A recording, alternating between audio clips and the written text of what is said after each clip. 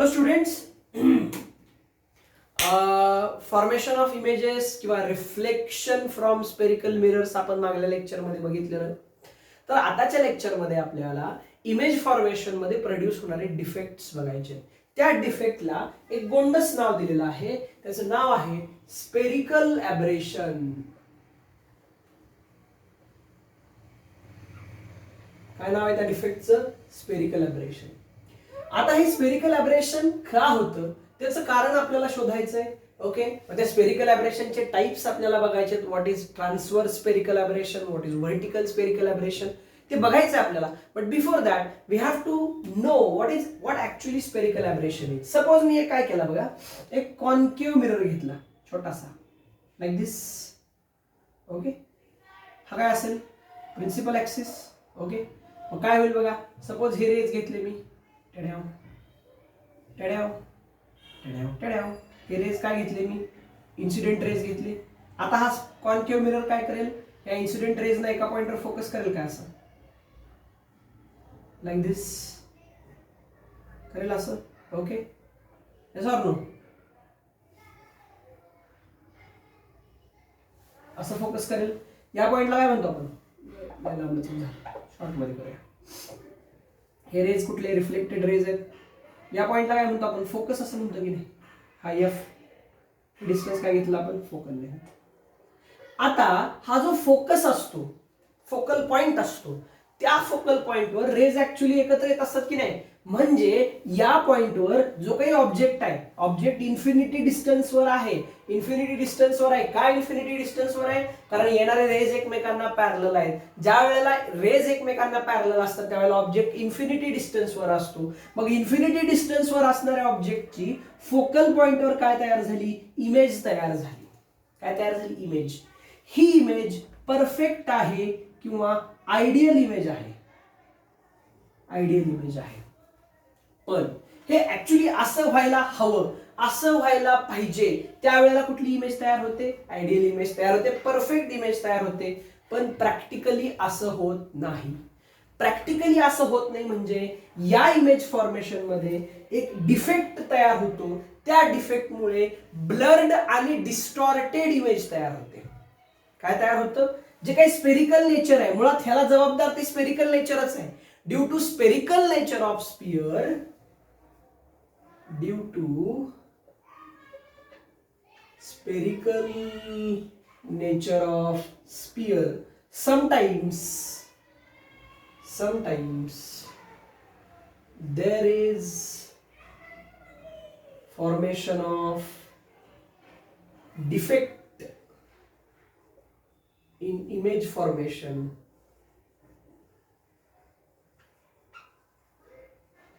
Spherical nature of sphere, spherical nature of sphere नाही रे, mirror master.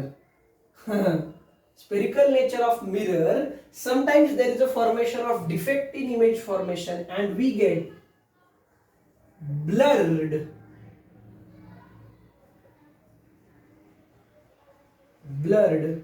and distorted image. म्हणजे disturb असणारी, अशी वाकडी तिकडे असणारी आणि ब्लर असणारी इमेज मिळते. दिस डिफेक्ट इज कॉल्ड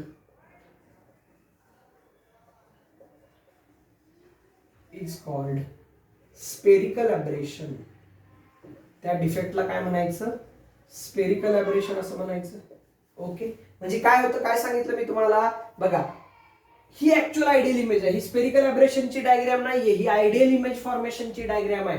मग काय होतं, जे मिरर तुम्ही वापरताय त्या मिररच्या स्पेरिकल नेचरमुळे काय होतं? There is a formation of defect in image, म्हणजे डिफेक्टिव्ह इमेज तयार होते. डिफेक्टिव्ह इमेज तयार झाल्यामुळे आपल्याला कसली इमेज मिळते? ब्लर्ड अँड डिस्टॉर्टेड इमेज मिळते. Blurred and distorted image. त्या डिफेक्टमुळे आपल्याला ब्लर्ड आणि डिस्टॉर्टेड इमेज मिळते. त्या डिफेक्टला स्पेरिकल ॲब्रेशन म्हणायचं. आता आपल्याला उत्तर शोधायचंय असं का होतं. समजलं स्पेरिकल ॲब्रेशन म्हणजे काय? स्पेरिकल नेचरमुळे आपल्याला कसली इमेज मिळते? ब्लर्ड आणि डिस्टॉर्टेड इमेज मिळते. का? त्याचं उत्तर शोधायचंय. तो जो फेनॉमेनॉन आहे डिफेक्ट मिळण्याचा, ब्लर्ड आणि डिस्टॉर्टेड इमेज मिळण्याचा जो फेनॉमेनॉन आहे, त्या फेनॉमेनॉनला स्पेरिकल ॲब्रेशन म्हणायचं. आता ते स्पेरिकल ॲब्रेशन का होतं त्याचं उत्तर आपल्याला शोधायचं आहे. बघा इकडे लक्ष देऊन, जे काही रेज फोकस होत आहेत, the rays which are parallel to principal axis, principal ऍक्सिसला पॅरलल असणारे जे रेज आहेत, जे एखाद्या पर्टिक्युलर पॉइंटवर फोकस होत आहेत, त्या रेजना मी दोन कॅटेगरी डिवाइड करतो बघा. असे रेज जे प्रिन्सिपल ऍक्सिसला पॅरलल आहेत पण प्रिन्सिपल ऍक्सिसला क्लोज आहेत, अशा रेजना पॅरॅक्सियल रेज म्हणायचं. आणि जे रेज प्रिन्सिपल ऍक्सिसला पॅरलल आहेत पण प्रिन्सिपल ऍक्सिस पासून लांब आहेत, अशा रेजना मार्जिनल रेज म्हणायचं. म्हणजे बघा अशा प्रकारे, हे बघा दोन डायग्राम काढतो बघा. हे दोन रेज घेतले मी बघा. हे कसे आहेत? प्रिन्सिपल ऍक्सिसला पॅरलल आहेत पण कसे आहेत? लांब आहेत की नाही. यांना मार्जिनल रेज म्हणायचं. कुठले रेज म्हणायचं? Marginal rays. आणि परत एक डायग्राम काढतो अशा प्रकारची. प्रिन्सिपल ऍक्सिस बघा, हे रेज पॅरलल कुणाला? प्रिन्सिपल ऍक्सिसला. असा प्रिन्सिपल ऍक्सिस आहेत ना पुढं, ह्याला पॅरलल आहेत आणि प्रिन्सिपल ऍक्सिसच्या जवळ आहेत, या रेजना पॅरॅक्सियल रेज म्हणायचं. म्हणजे किती प्रकारचे रेज आपण काढले? दोन प्रकारचे. कुठले कुठले? मार्जिनल रेज आणि पॅरॅक्सियल रेज. समजलं इथपर्यंत? आता आयडियल इमेज फॉर्मेशन मध्ये काय होतं? मार्जिनल रेजचा फोकल पॉइंट म्हणजे मार्जिनल रेज एकत्र येणारा फोकल पॉइंट आणि पॅरॅक्सियल रेजचा फोकल पॉइंट कोइन्साइड होतो. म्हणजे मार्जिनल रेज आणि पॅरॅक्सियल रेज एकाच पर्टिक्युलर पॉइंटवर फोकस होत असतात. ओके. आणि तो पर्टिक्युलर पॉइंट म्हणजे आपला फोकस असतो लेन्सचा आणि त्याच्या मिररचा, त्याच्यामुळे आपल्याला कसली इमेज मिळते? आयडियल इमेज मिळते. पण आयडियल असली गोष्ट जगात नसते. प्रॅक्टिकली काय होतं? व्हॉट प्रॅक्टिकली हॅपन्स ते मी तुम्हाला सांगतो. पहिल्यांदा हे दोन गोष्टी समजल्या का? कुठल्या कुठल्या? पेरिफेरीचे जे रेज आहेत ते कुठले? Marginal rays. आणि जवळचे जे रेज आहेत ते कुठले? Paraxial rays. प्रिन्सिपल ऍक्सिसला पॅरलल असणारे आणि जवळ असणारे पॅरॅक्सियल. प्रिन्सिपल ऍक्सिसला पॅरलल असणारे आणि लांब असणारे मार्जिनल. तर ऍक्च्युली कसं व्हायला पाहिजे? तर मार्जिनल रेज आणि पॅरॅक्सियल रेज दोन्ही रेज एकाच पॉइंटवर फोकस व्हायला पाहिजेत, so that we will get ideal image. But this is not what happened. ही गोष्ट होत नाही. मग काय होतं? बघा काय होतं. देखो तो सही क्या होता है. ऍक्च्युली काय होतं बघा. आता मोठी डायग्राम काढतो. ढिशक्या. Okay. Principal axis, marginal rays, paraxial rays. Practically, it is observed that there are two focal points. Actually काय होतं? जेव्हा हे रेज या स्पेरिकल मिरर पासून, मग कॉन्केव्ह असू द्या कॉन्व्हेक्स असू द्या, जेव्हा रिफ्लेक्ट होतात त्यावेळेला ऍक्च्युली दोन फोकल पॉइंट तयार होतात. एक फोकल पॉइंट असतो बघा असा,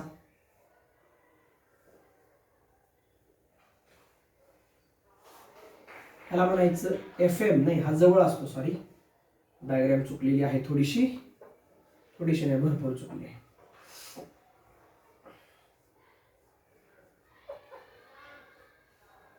बघा,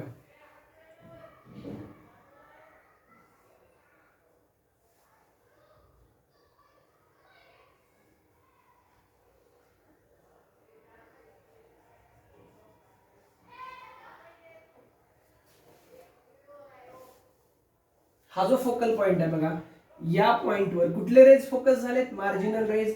यांना म्हणायचं FM. काय म्हणायचं यांना? FM. ओके. आणि काय होतं बघा, हे असं बघा, असं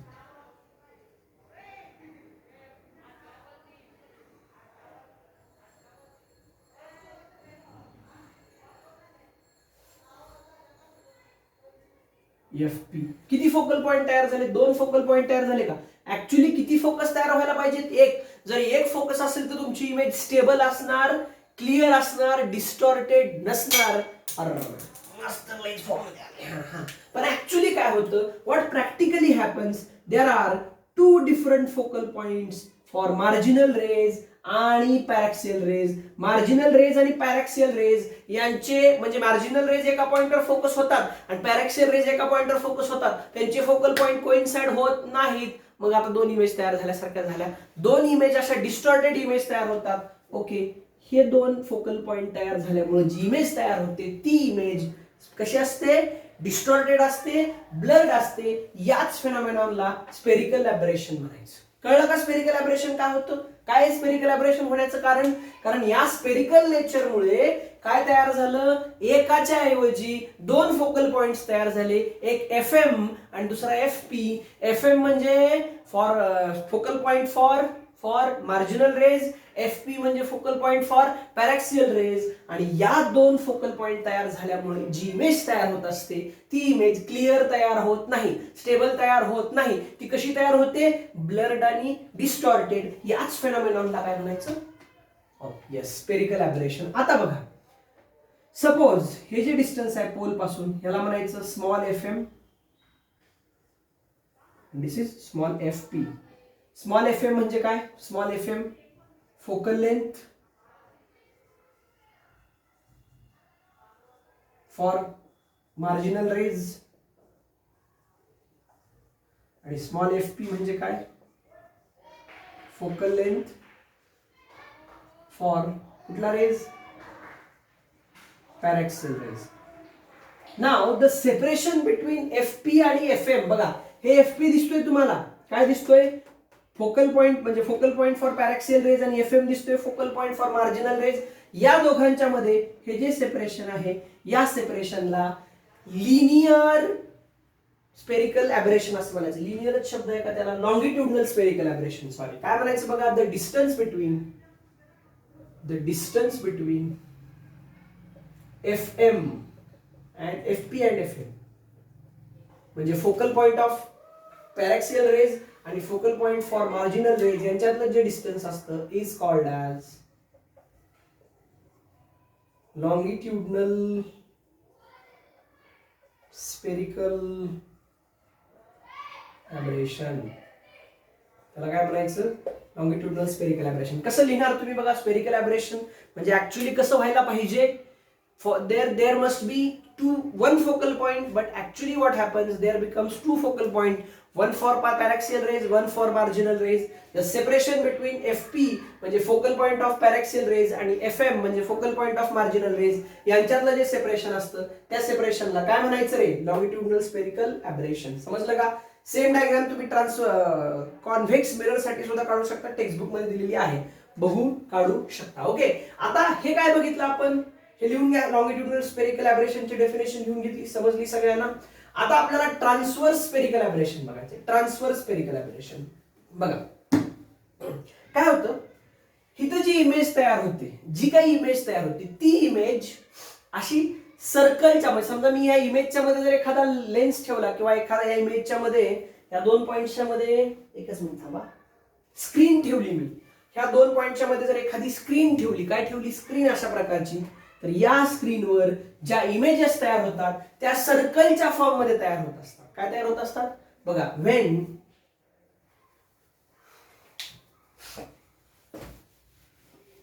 हे समजलंय सगळ्यांना? डायग्राम काढा, व्हिडिओ पॉज करून किंवा टेक्स्टबुक मधून काढली तरी चालेल. बघा, when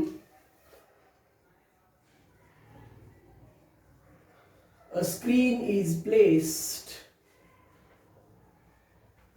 between FP and FM, there is formation of